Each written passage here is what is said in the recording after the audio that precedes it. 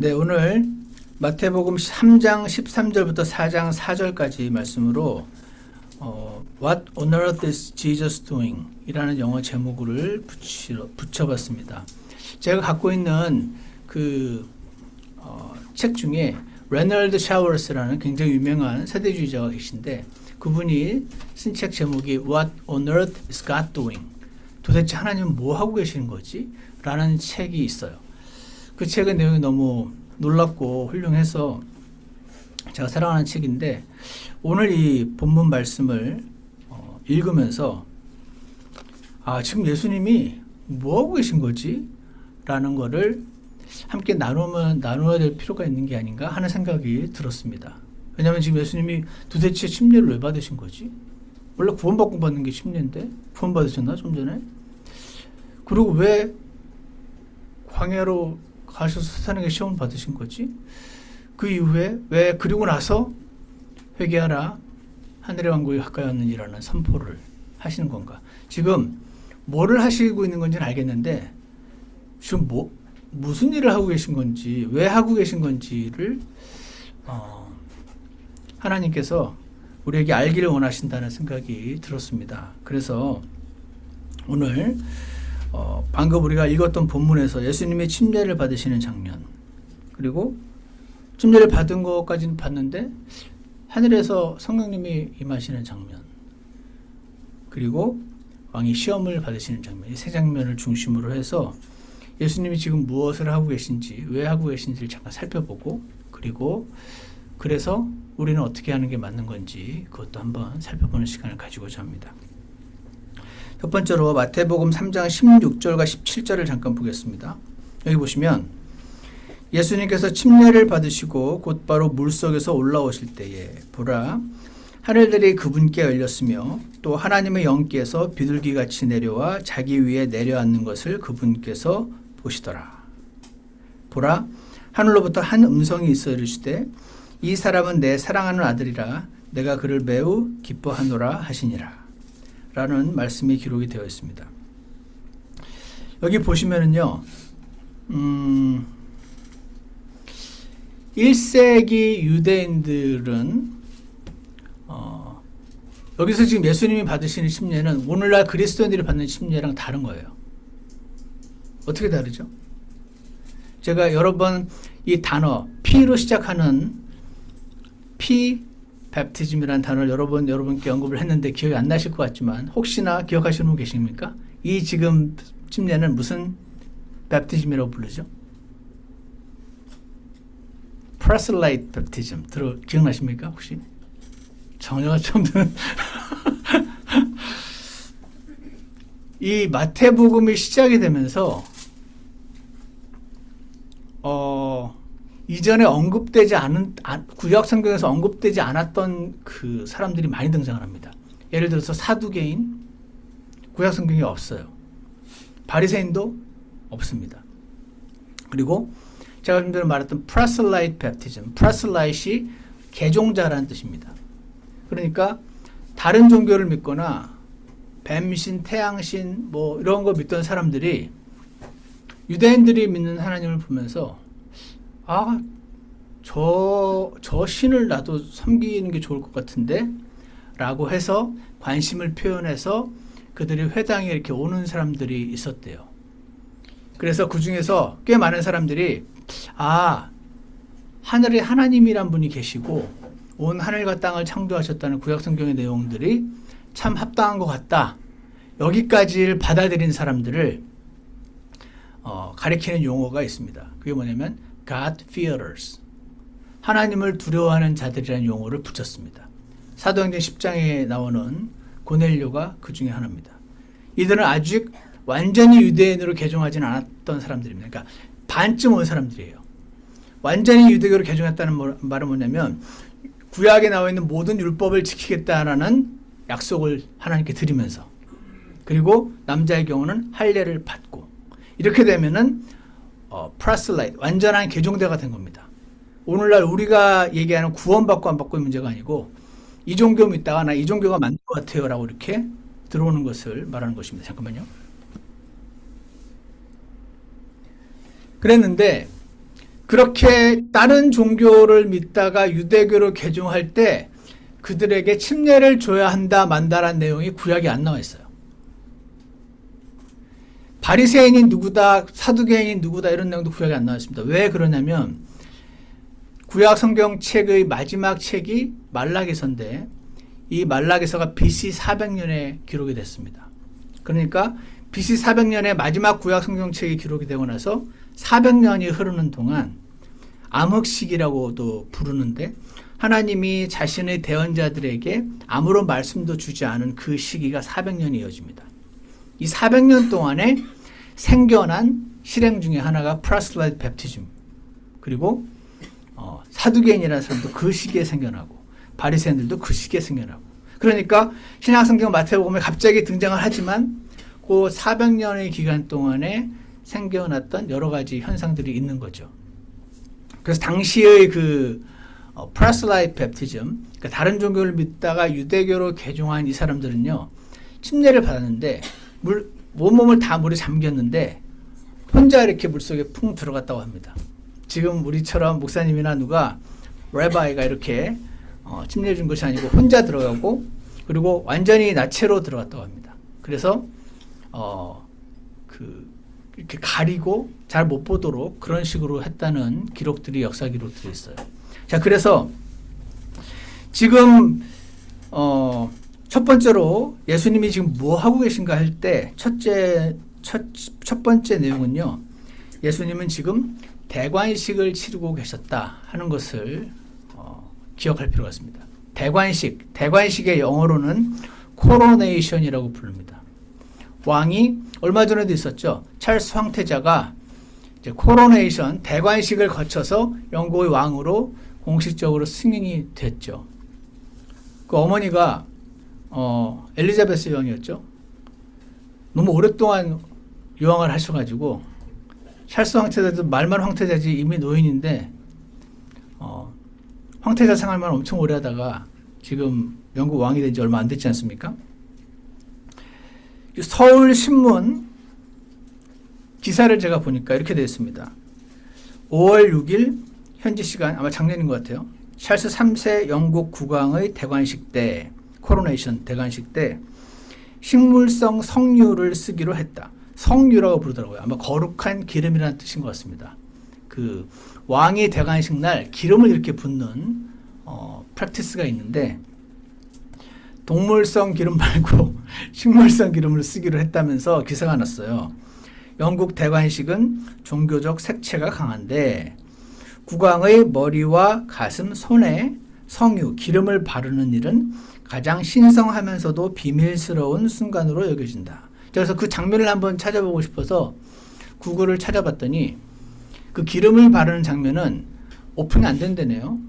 아주 굉장히 성스러운 의식으로 여겨져서 이게 영국 성공회의 실행입니다. 영국 성공회라는 단체 그 기독교에서는 캔터베리 대주교가 영국 국왕이 되는 사람에게 기름을 붓는 그 실행을 꽤 오래전부터 쭉 해왔었는데 그 장면을 일반인들에게 공개가 안 되기 때문에 제가 구글을 했는데도 찾을 수는 없었어요.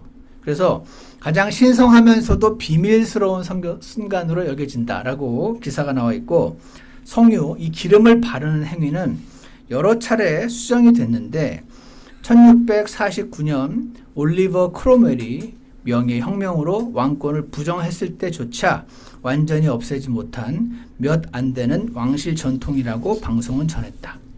이런 기록이 있습니다. 자, 이 기록을 왜 말씀드리냐면 다시 한번 마태복음 3장 16절 보시면 예수님께서 침례를 받으시고 곧바로 물속에서 올라오실 때 보라, 하늘들이 그분께 열렸으며 하나님의 영께서 비둘기같이 내려와 자기 위에 내려앉는 것을 그분이 예수님이에요. 성령님께서 이렇게 비둘기처럼 자신에게 이렇게 내려와 오는 모습을 본인이 보시더라. 보라, 하늘부터 한 음성이 있어 이르시되 이 사람은 내 사랑하는 아들이라. 내가 그를 매우 기뻐하노라. 이 말씀이 지금 성경에서 성령님, 기름이 성령님을 상징하는 경우가 많이 있는 거 아시죠? 모든 성경에 나오는 기름이 다 성령님을 가리킨다라고 말할 수 없지만 기름을 붓는 것을 원래 그 진짜 그 뭐라고 그러죠? 원형, 모형 말고 원형. 원형은 왕에게 성령님이 이렇게 부어져서 그 기름이 흘러내리는 그것이 성령으로 기름 부는 것이 원형인데 그 원형의 모습을 상징하는 모형으로 왕이 되는 사람에게 기름을 붓는 이 실행은 예전부터 이스라엘에게 있었습니다. 예를 들어서 사무엘상 10장에 보시면 1절에 이런 말씀이 있습니다. 사무엘이 대언자면서 제사장이었죠. 기름 한 병을 취하여, 보통 올리브 오일입니다. 기름 한 병을 취하여 사울 그의 머리에 붓고 그에게 입을 맞추며 이르되 그것은 주께서 내게 기름을 부으사 자신의 상속 백성을 다스릴 대장으로 삼으셨기 때문이 아니냐. 상속 백성의 대장, 즉 왕으로 삼을 때 제사장이 기름을 붓는 이 실행이 이때도 있었죠. 그래도 아마 이건 제가 역사 기록을 확인해 보진 않았지만 이런 여러 가지 구약의 실행들을 본따서 제사장은 아니고 대제사장도 아니지만 캔터베리 대주교가 영국의 국왕에게 마치 다윗이나 사울처럼 기름을 붓는 실행이 이렇게 쭉 이어져 온 것이 아닌가 저는 추측을 합니다. 그래서 지금 예수님이 침례를 받으시면서 올라오실 때 하늘에서 기름이 부어지는, 성령님이 부어지는 이 장면은 사실은 왕이 대관식을 치르는 장면인 것입니다. 왕으로서 그 찰스 황태자는 모두가 알았습니다. 영국의 찰스 황태자는 언젠가 영국 왕이 될 거라는 걸 알았죠. 그렇지만 그가 대관식을 오피셜리 치르면서 영국의 왕으로 선포되는 것처럼 그때 찰스 왕이 태어난 거죠. 찰스 황태자의 생일은 제가 언제인지 모르지만 예를 들어서 1950년 언제일 수 있겠지만 그날은 피지컬한 버스데이고 왕이 되는 날 왕으로 태어났다. 사람들은 이렇게 표현합니다. 그래서 왕으로 태어난 날이 바로 대관식 날이고 예수님께서 지금 지난 30년간 이름 모를 촌부로 사셨습니다. 가난한 목수의 아들로 사시고 목수일을 하시면서 아마도 다른 집 문 고장나면 문 고쳐주고 그런 일을 하시면서 살았을 거 아니에요.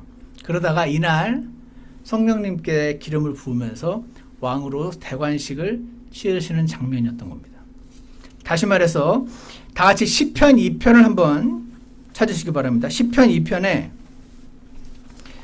신학자들이 시편의 여러 시편들을 한 6, 7가지 정도로 이렇게 분류를 했어요. 뭐 메시아닉 삶, 무슨 코로네이션 삶, 또 무슨 임프레커토리 삶. 임프레커토리는 이제 막 저주하는 내용을 하는 그 기록이 된 시편. 근데 이 시편 2편은 코로네이션 삶이라고 분류를 합니다. 즉 왕의 대관식과 관련된 그 시편이다라는 뜻인데 시편 2편 6절에 보시면 이런 말씀이 있습니다. 그럼에도 내가 이미 내 왕을 내 거룩한 산 시온에 세웠노라 하시리로다. 내가 칙령을 밝히 보이리라. 주께서 이날 이르시되 너는 내 아들이라. 이날 내가 너를 낳았도다. 이 낳았다는 단어 때문에 그러니까 예수님은 창조주 하나님이 아니고 이렇게 낳음받은 신이다라는 이 가르침이 낳았다라는 이 단어로 인해 가지고 초대교회에 계속 논쟁이 됐었던 겁니다. 시간이 지나면서 300년, 400년, 500년, AD 300년, 400년, 500년이 되면서 많은 신학자들의 논쟁 끝에 이제 공식적으로 정리가 됐죠. 예수님은 완전한 하나님이시면서 완전한 사람이시다.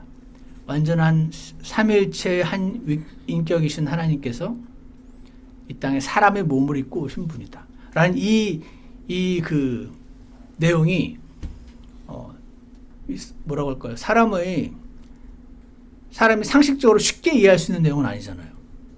왜냐면 하나님은 한 분이시라면서요.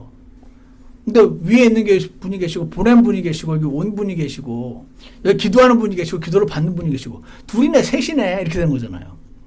그러니까 사람의 머리는 셋이면 셋이지 하나면 하나지. 셋이든지 하나지 둘 중에 하나지 셋이면서 동시에 하는 거는 사람의 머리로 이해할 수 없는 영역입니다.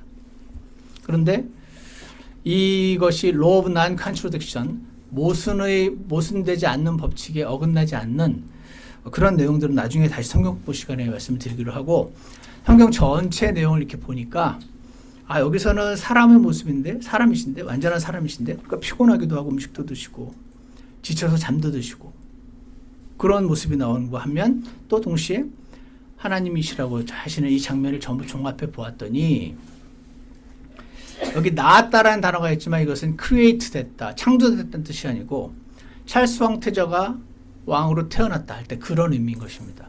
왕으로서 대관식을 치르면서 왕이 되었다는 것을 왕으로 태어났다라고 상징적인 표현을 우리도 하는 것처럼 그렇게 이해를 할 수가 있습니다.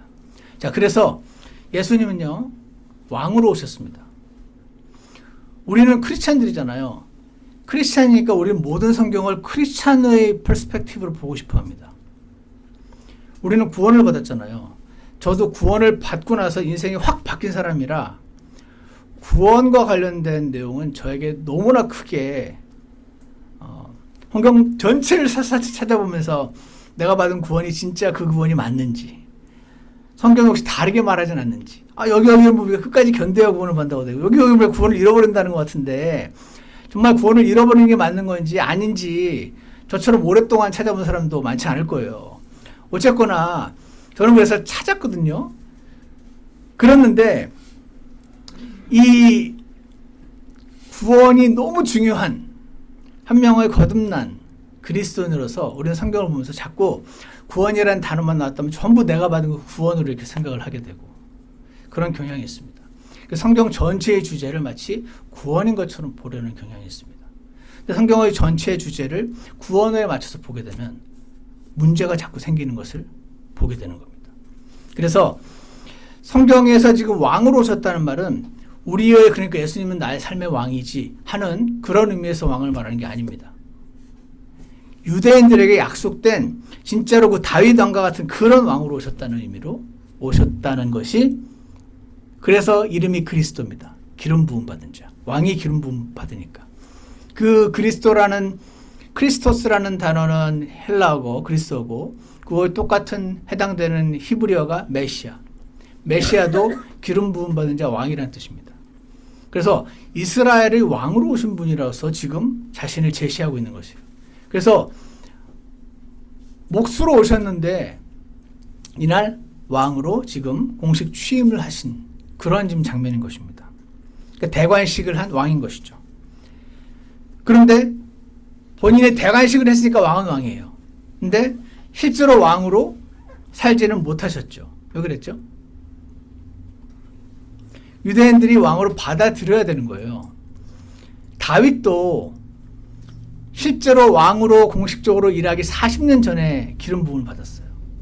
그러고 나서 계속해서 사울에게 쫓김을 당하다가 나중에 40년 뒤에 왕으로 코로네이션을 하고 오피셜한 공식적인 왕으로 사셨죠.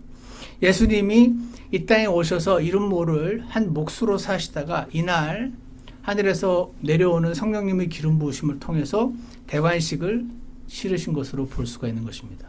이날 왕으로 선포된 것입니다. 왕으로 선포됐으니까 이제 왕으로 사시면 되는데 한 가지 조건이 남았습니다. 이 백성들이 자신을 왕으로 받아들여야 하는 것입니다. 지금 그 이야기가 마태복음에서 일어나고 있는 것입니다. 그래서 다시 보시면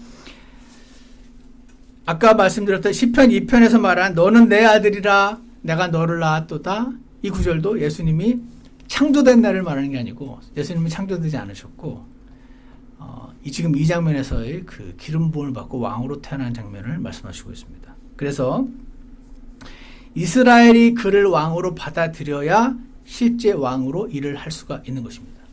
제가 신학교를 졸업을 하고 안수까지 받았고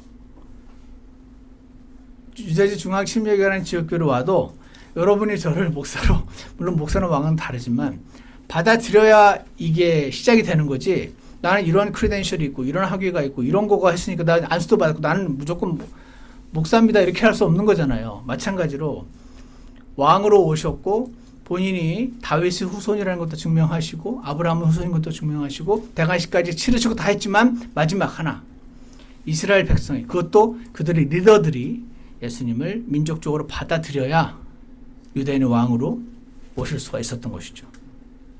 자, 그래서요, 이날이 대관식이었구나. 그래서 제가 이 말씀을 가지고 잠깐 묵상을 했습니다. 예수님은 보시면 항상 우리의 어떤 뭐라고 할까요? 본이 되시는, 우리가 해야 될 어떤 거를 본인이 앞장서서 행하시는, 우리가 이 세상에서 고난을 당하니까 예수님 스스로가 먼저 고난을 당하신, 우리도 시험을 당하니까 예수님도 스스로 시험을 당하시고, 우리는 시험을 당할 때 넘어지는데 예수님은 그 시험을 어떻게 이기시는지 그거를 보고 우리가 배우게 그렇게 하시는 경향이 있거든요. 성경을 보니까 여러분과 저도 왕이라고 말씀하시는 거 보신 적 있으신가요? 여러분과 제가 왕 맞나요? 민망하신가요? 왜냐면 우리도 신분상 왕입니다. 예수님도 이때 신분상 왕이셨어요. 실제 왕 역할은 나중에 하셨지만, 아직 못하고 계시지만, 이 땅에 다시 오실 때 하시게 되겠지만, 우리도 대관식을 했습니다. 대관식을 했단 말은 기름 부음을 받는 거잖아요. 언제 우리는 대관식을 했죠? 구원받던 날 한 겁니다. 그때 무슨 일이 일어났는데요? 성령님이 우리 안에 들어오신 거죠. 성령으로 들어오셔서 어떻게 인치셨다, seal 하셨다라는 말씀이 나와 있습니다. 다 같이 에베소서 1장 13절을 보시기 바랍니다. 에베소서 1장 13절. 너희도 에베소서 1장 13절을 다 같이 한번 읽어보겠습니다. 에베소서 1장 13절입니다. 시작. 너희도 진리의 말씀 곧 너희의 구원의 복음을 들은 뒤에 그분을 신뢰하였고 너희가 믿은 뒤에 또한 그분 안에서 약속의 저 거룩하신 영으로 봉인되었느니라. 아멘. 여기도 너희도 진리의 말씀 곧 너희 구원의 복음을 들은 날 그분을 신뢰했고, 그리고 그 신뢰한 그 순간 너희가 믿은 뒤에, 여기 복음을 들은 뒤에 너희가 믿은 뒤에라고 되어 있는 거는 복음을 듣고 나서 한참 뒤에 신뢰했고, 신뢰하고 나서 한참 뒤에 세일됐다는 뜻이 아니고 라지컬 올더입니다. 그 순간순간에 일어나는 현상을 순서를 기록을 하는 거예요. 그러니까 동시거든요. 구원의 복음을 들은 그날, 그분을 믿은 그 순간, 그분 안에서 거룩하신 영으로 인치심을 받은, 봉인된. 그래서 에베소서 1장 13절이 우리가 예수님을 믿는 순간 우리 예수님 피로 우리 죄를 사해 주시고 성령님이 우리 안에 들어오신다는 중요한 구절이 됩니다. 그래서 제가 예전에 구원받고 나서 저에게 복음 전한 형제님이 그래서 이제 성령님으로 인치심을 받은 거라고 저한테 그러더라고요. 그래서 언제요? 형제가 그날 식당에서 구원받는 날 그날 그렇게 된 거라서 나 그날 아무런 느낌이 없었는데요. 제가 그랬죠. 뭐 인치셨다면 뭐가 이렇게 뜨거운 느낌이, 뭐가 뜨거운 물체가 쑥 들어오는 느낌이 나면은 내가 인치심을 확실히 받았나 보다 할 텐데 아무런 느낌이 없었는데요. 믿었긴 했지만 성령님이 들어오는 느낌도 없었고 아무것도 없었기 때문에 제가 저에게 복음을 전했던 그 형제한테 그런 질문을 했던 기억이 납니다. 요한계시록 5장 10절을 한번 같이 보시겠습니다. 요한계시록 5장 10절 보시면은 요한계시록 5장 10절에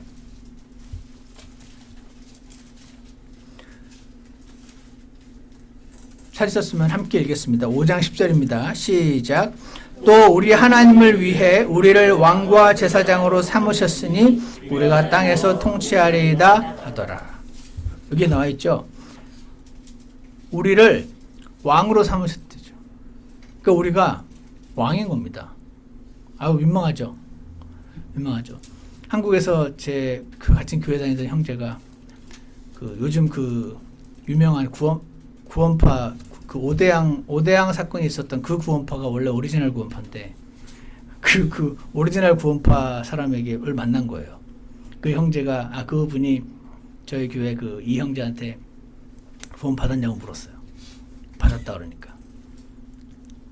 보통 우리는 어떻게 받았냐고 묻잖아요. 근데 거기는 꼭 그렇게 물어요. 의인이십니까? 그럼 이 형제가 민망한 거죠. 나는 어제도 righteous person, 의인이냐고 묻는 거죠. 그러니까 구원파가 헷갈리는 게 positionally righteous, practically still sinners. 이게 성경에서 말하는 바거든요. 근데 구원파는 이제 positional righteousness를 굉장히 강조해요. 사실 중요한 겁니다. 위치상으로 이제 의인이라고 표현하신 거죠. 우리가 saints잖아요. saints가 원래 성인들이잖아요.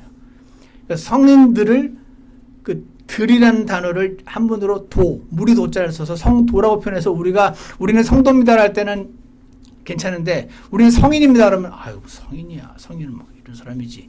이렇게 하는 것처럼 위치상으로 우리가 예수님을 믿는 순간 saints, 위치상으로 우리를 righteous, 위치상으로 우리를 왕, 위치상으로 우리를 제사장 이렇게 표현하신 거예요. 아유 민망해라. 민망한데 앞으로 예수님이 오시면 그 완전한 모습으로 변화될 그 모습을 미리 지금 당겨서 말씀해 주신 거거든요. 그래서 의인이십니까 말하면 아멘 하면 되는 건데 의인이라고 말하긴 그렇고 난 죄사함을 다 받았습니다. 이렇게 설명해서 막 설명이 길어지고 했던 그런 적이 있었습니다.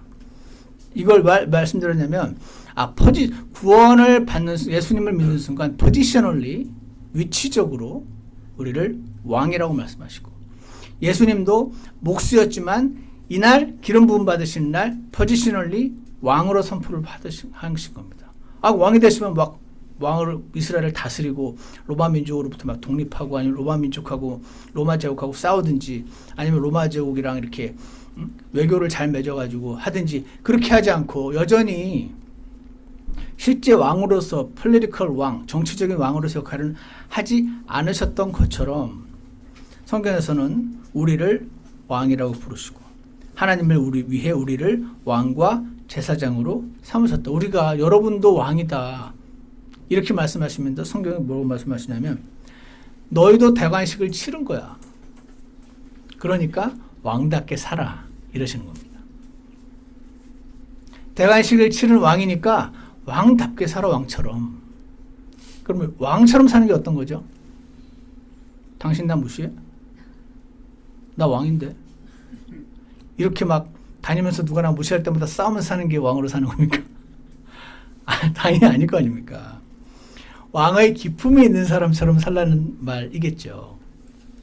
왕의 기품이 있는 사람은 다 내가 왕인데 날 이렇게 취급해? 하면서 막 여기서 싸우고 저기서 싸우는 싸움꾼이 되자는 말일까요?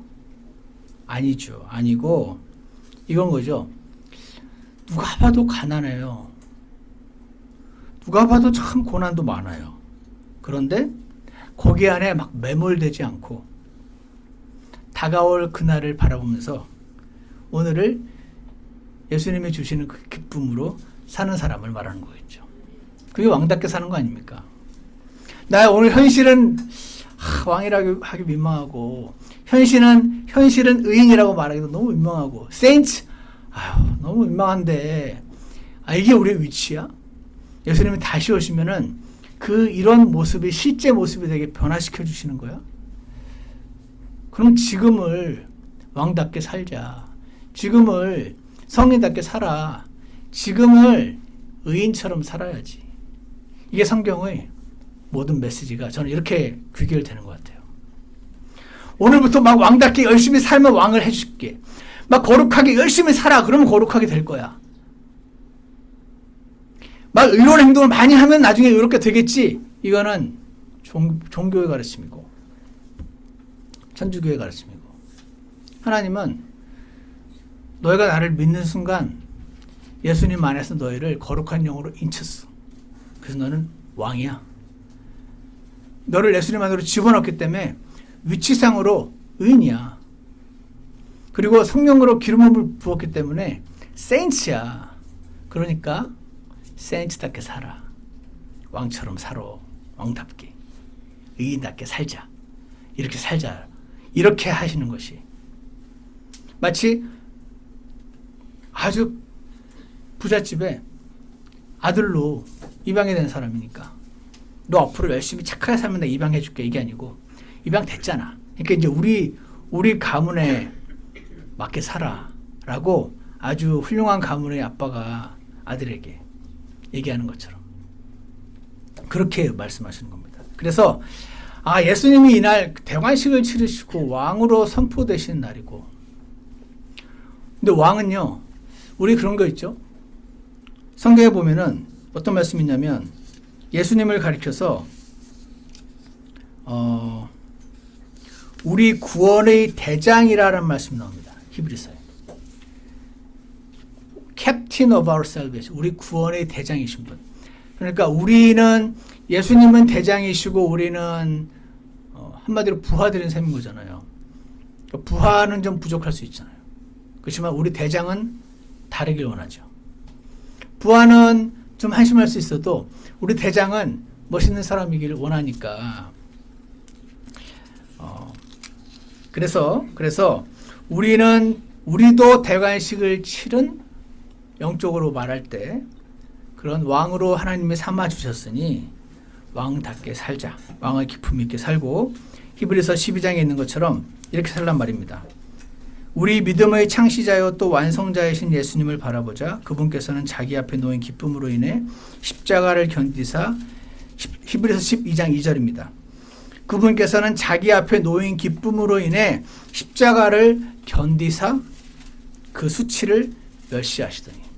십자가에 달리는 것은 고통도 대단한 고통이었기 때문에 로마 시민권자들은 십자가형으로 안 죽었다 그러잖아요.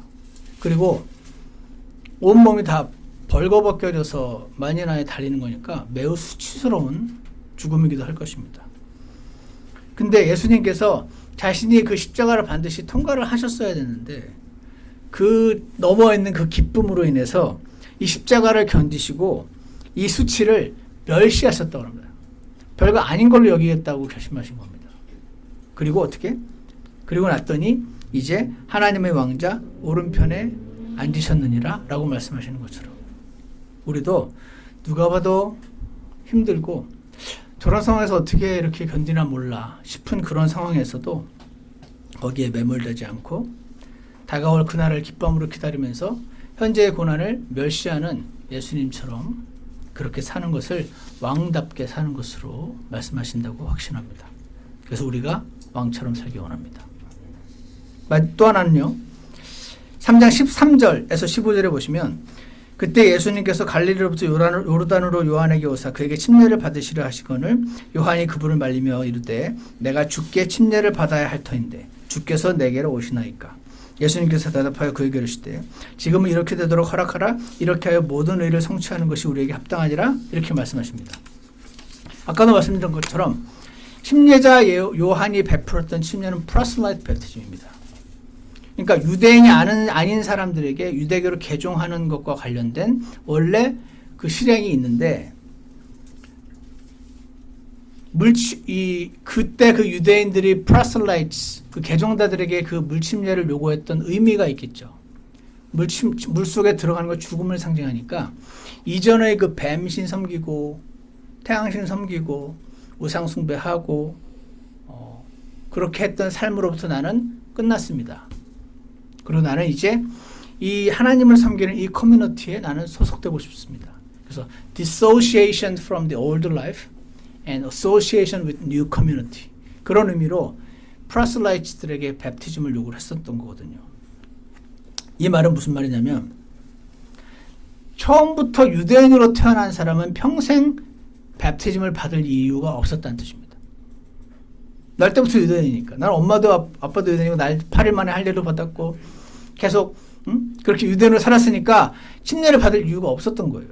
그런데 지금 침례자 요한이 와가지고 모든 그 이스라엘 민족에게 바리새인 사두개인 할 것 없이 전부 침례를 받으라고 얘기한 것은 나를 이방인 취급하는 거야 하고 기분 나쁠 수 있는 불쾌할 수 있는 요구였던 겁니다.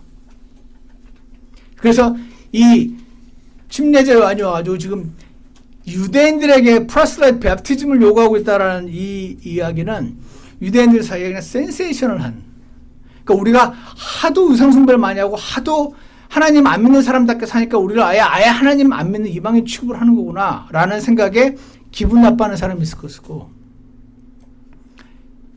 이제라도 새롭게 살자 하는 사람이 있을 것이고 이렇게 나뉘었겠죠.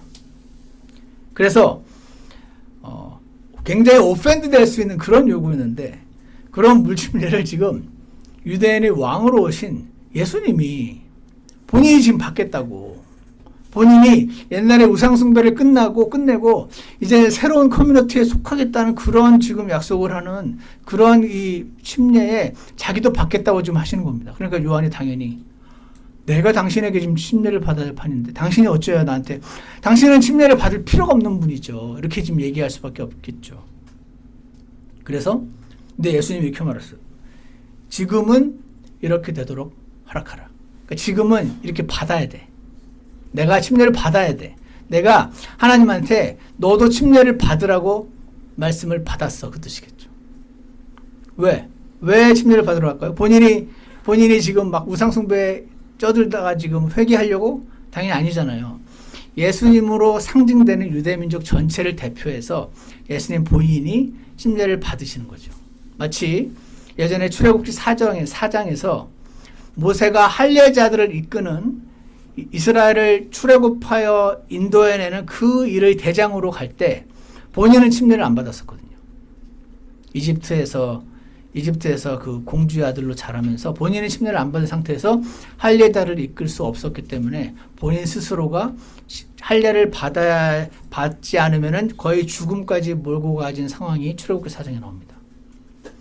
마땅히 할례자들의 리더로서 할례를 받아야 했던 것처럼 예수님은 지금 당연히 지금 하나님을 떠나서 민족적으로 회개를 해야 되는 이스라엘의 대표로서 본인이 퍼스널리 죄를 지은 것과 상관없이 모든 유대인들이 해야 되는 그 실행을 본인이 대표로 지금 받으시는 장면이었던 겁니다.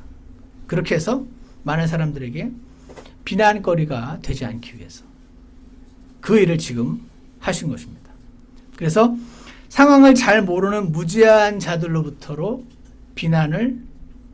비난으로부터 자신을 보호하시고 있는 결과가 되는 것입니다. 그래서 디도서 2장 8절에 이런 말씀이 있습니다. 비난받을 수 없는 건전한 말을 하라. 우리가 말을 하다 보면은 실수가 생깁니다. 근데 하나님이 비난받을 수 없는 건전한 말을 하라 하십니다. 그러니까 이 말은 누가 봐도 비난할 수 없는 말들 말하는, 아주 밋밋할까요?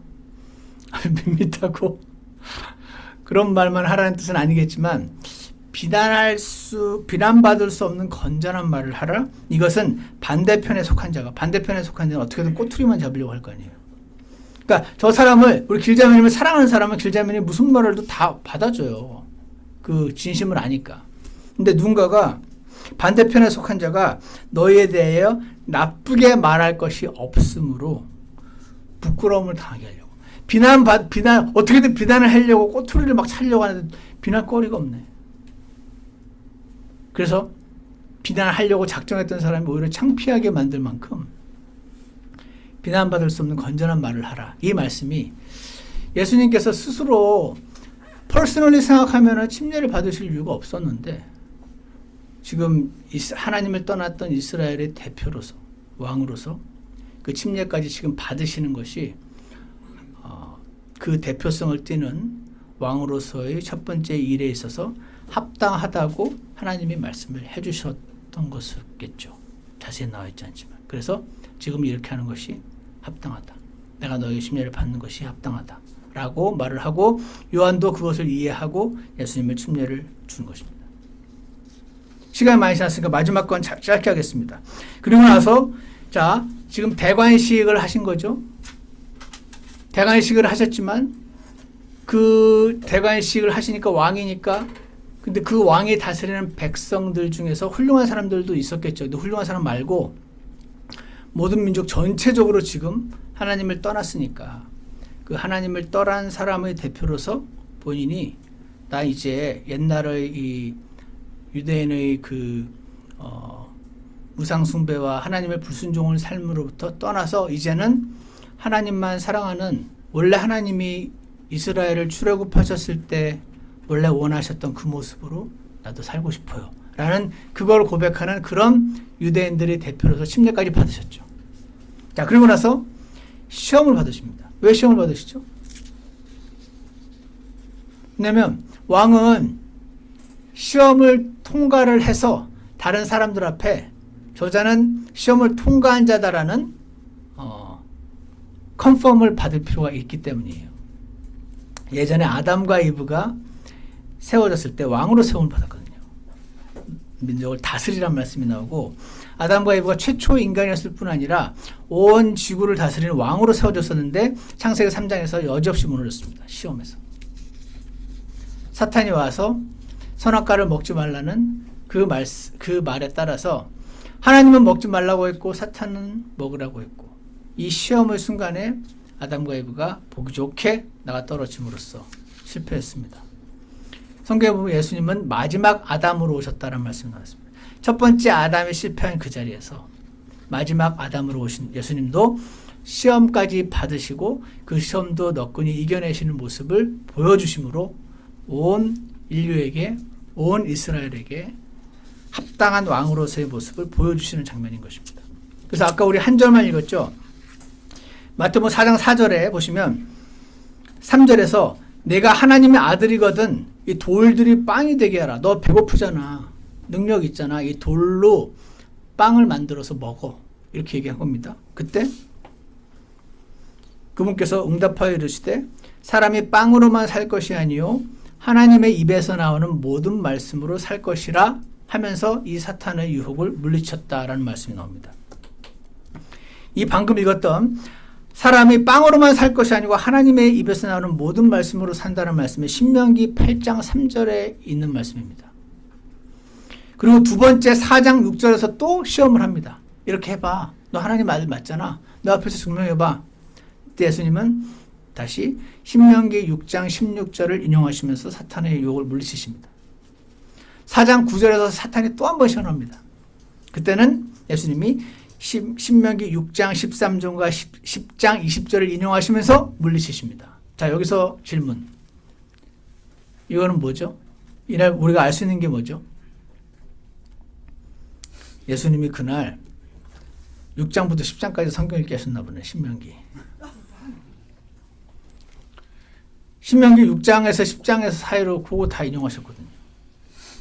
신명기 6장에서 10장까지만 사탄을 이겨낼 수 있는 놀라운 특효약이어서 신명기를 인용하셨을까요? 저는 아니라고 생각합니다. 예수님이 사탄의 유혹을 물리칠 때 꼭 신명기 말씀을 인용해야만 이길 수 있었을까요? 저는 말씀 인용 안 하고 다른 방식으로도 논리로 사탄의 시험을 간단하게 제압할 수 있었을 거라고 저는 생각을 합니다. 근데 왜 이러셨죠? 왜 신명기 6장에서 10장까지 말씀 새 그 부분의 말씀으로 그걸 인용하면서 왜 사탄의 시험을 물리치셨을까? 우리도 똑같이 하라고. 예수님이 본인이 스페셜한 능력을 발휘하셔서 물리치시면 나는 저런 능력이 없으니까 나는 사탄의 시험을 못 이기겠네 하면 안 되니까. 우리도 할 수 있는 오늘 읽는 말씀으로 사탄이 주는 생각들을 쳐내, 이겨내. 너도 할 수 있어. 내가 일부러 이렇게 어떻게 사탄의 시험을 이겨내는지 보여주잖아. 그러니까 예전에 아담과 이브도 이렇게 했었어야 되는 거네요. 그때는 성경이 없었겠지만 하나님께 들은 말씀이 있었을 거 아니에요. 사탄이 와가지고 야 선악과 먹어. 너무 맛있어 보이잖아. 이거 먹으면 엄청 똑똑해져. 이거 먹어도 안 죽을 거야. 라고 할 때 아담과 이브가 아니야 하나님은 이걸 먹으면 반드시 죽으려고 하셨어. 이렇게 그 말씀으로 하나님 말씀으로 물리치면 되는 거였거든요. 근데 그 말씀은 사라지고 너무 맛있어 보이고 이렇게 맛있는 거 많이 만들어 놓고 요거 하나만 먹지 말라는 건 너무한 거 아닌가 하는 생각과 진짜 자기처럼 우리도 막 엄청 높아질까 봐 나를 꼬봉으로 이렇게 밑에 데리고 싶으신 건가? 나를 진짜로 사랑해서 모든 걸 다 주시는 분 아닌 것 같으네. 내가 혹시 자기처럼 될까 봐 와, 이 배신감. 이런 사탄의 유혹에 이런 생각으로 아담과 이브가 무너진 바로 그 자리에서 예수님께서는 하나님 말씀을 사용하셔서 사탄의 시험을 물리치신 것이죠. 그래서 우리가 여기서 뭘 배워야 되느냐? 말씀을 읽으셔야 됩니다. 성경 읽기 우습게 보시면 안 됩니다. 잘 따라오고 계시죠? 아까 노재 집사님이 나도 하는데 이번 1학기는 1학기가 아니고 그 1, 4분기는 다 받으셔야 된다고. 여러분 진짜 다 받으셔서 교회 재정을 거들려 주시기 바랍니다. 성경 읽기 포기하지 마시고 예수님도 그날 읽으신 말씀으로 승리하신 것을 보여주신 것처럼 오늘 우리도 그날 읽은 말씀으로 승리하시기를 간절히 원합니다. 말씀에 가까워지면 죄가 멀어지죠. 말씀에서 멀어지면 죄가 가까워집니다. 말씀에서 멀어지면 모든 게 다 속상한 일이 되고 말씀에 가까워지면 모든 게 다 감사한 일로 변화될 줄 확신합니다. 그러므로 사랑하는 여러분, 제가 오늘 이 생각했습니다. 예수님은 대관식날 첫 번째, 예수님은 대관식날 기름 부음 받은 왕답게 사셨어요. 예수님은 무지한 자들도 비난하지 못하도록 그 어떤 비난도 잠재우는 방법으로 본인이 그 침략까지 받으시면서 굳이 낮은 위치에 자신을 두시면서까지 아무도 비난하지 못하도록 그 일을 행하셨고 마지막으로 그날 말씀으로 그날 시험을 이기며 사셨습니다. 그러니까 제가 만약에 그러니까 여러분도 왕답게 사십시오. 그러니까 여러분도 비난받지 못하게 사십시오. 그러므로 여러분도 시험을 이기며 사십시오 하면 마치 손흥민이 100m 11초에 뛰니까 여러분도 뛰십시오. 무슨 누구는 챗 GPT 같은 걸 만들었으니까 여러분도 만드십시오. 이렇게 말하는 거랑 비슷하지 않습니까?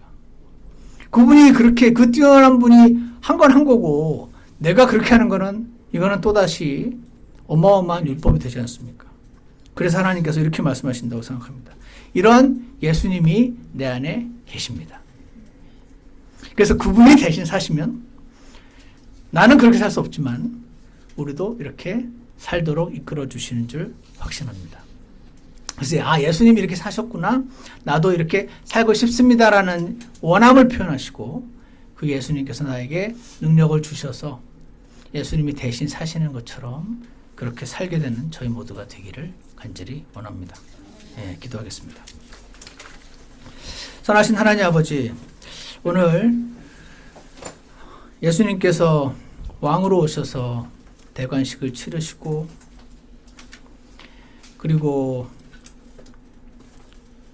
보통 사람도 거부할 수 있을 만한 가장 낮은 자의 위치에 자신을 놓으시고 그리고 아담과 이브가 무너졌던 바로 그 자리에서 사탄의 시험을 이겨내심으로 왕으로 오신 분께서 왕답게 사는 것의 모험을 보여주신 것 감사합니다.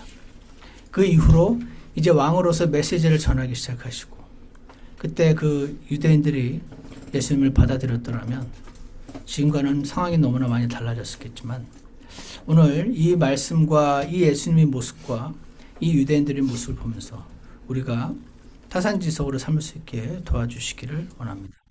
우리도 왕으로 삼으셨다는 말씀에 아멘하고 왕으로 왕답게 살고자 말씀하시는 예수님께 아멘으로 화답하게 도와주시고 내 힘으로는 불가능한 일이니 내가 아니라 예수님께서 내 대신 살게 해주시라고 그렇게 간구하는 저희가 되게 도와주시기를 간절히 원합니다. 왕답게 왕의 자녀답게 거룩한 성인답게 주님 사는 그 삶이 우리에게 어떤 짐이 아니라 예수님을 경험하는 그런 삶이 되도록 우리 모두를 축복해 주시기를 간절히 원합니다. 예수 그리스도 이름으로 기도드렸습니다. 우리 다 같이 찬송가 395장 395장 함께 보겠습니다.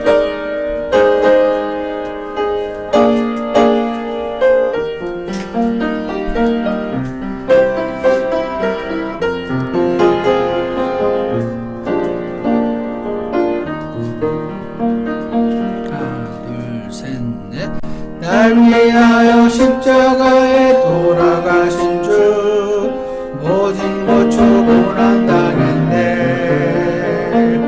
내가 지은 죄인하여 구속하려고 영원한 구주가 되셨네. 주는 나의 생명 참 친구니 주와 동행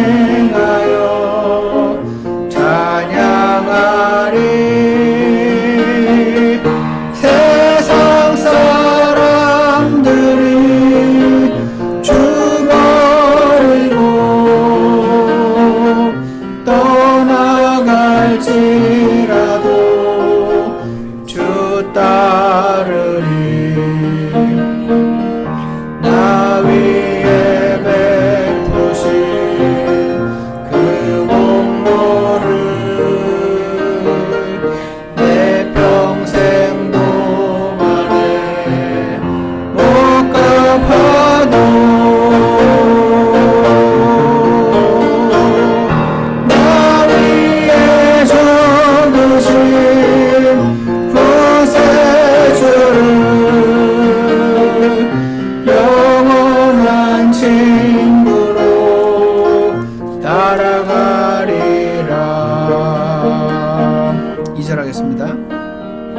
언젠가는 영광스러운 그 천국에서 못 박혔던 발에 엎드려 내게 베푼 주신 은혜 감사하면서 그의 이름 찬송하겠네. 주는 나의 생명 참 친구니 주와 동행하여 찬양하리. 세상 사람들이 주 버리고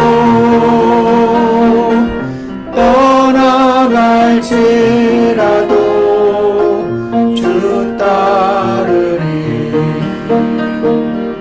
나 위에 베푸신 그 공로를 내 평생 동안에 못 갚아도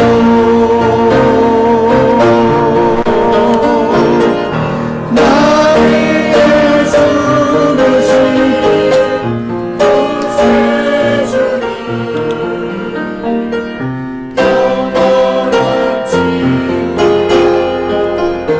따라가리라.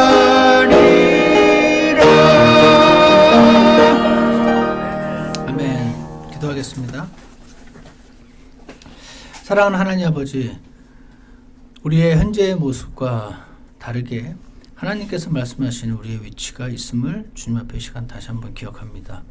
우리도 왕처럼 대관식을 치렀다고 말씀하시고 우리를 거룩하게 만드셨다고 말씀하시고 이제 복음에 합당한 삶을 살으라고, 왕답게 살으라고 그렇게 말씀하신 주님의 음성을 우리가 이 시간 기억하기를 원합니다. 어려움과 힘든 일이 많이 있어도 그 앞에 있는 고난을 멸시하고 다가올 기쁨을 바라보며 십자가를 개의치 않고 주님을 향해서 달려갔던 예수님처럼 우리도 그렇게 따를 수 있도록 주님 우리를 축복하여 주시옵소서. 그 누구도 비난하지 못하게 모든 일을 합당하게 행하신 예수님처럼 우리도 그렇게 따라갈 수 있도록 주님 선하게 인도해 주시기를 간절히 원합니다. 그리고 그날 읽은 말씀이 우리에게 너무나 필요함을 고백합니다. 말씀으로부터 멀어져서 모든 일이 다 화가 나고 모든 일이 다 지옥 같은 그런 사람의 삶 살지 않게 도와주시고 말씀에 가까워져서 감사와 복이 넘치는 삶으로 우리 모두를 이끌어 주시기를 간절히 원합니다. 이제 곧 다시 오시겠다고 약속하신 예수님을 믿음으로 바라보며 사는 성도의 삶 살 수 있도록 우리 모두를 도와주시옵소서. 예수님 이름으로 기도드렸습니다. 아멘. 네, 예배를 마치겠습니다.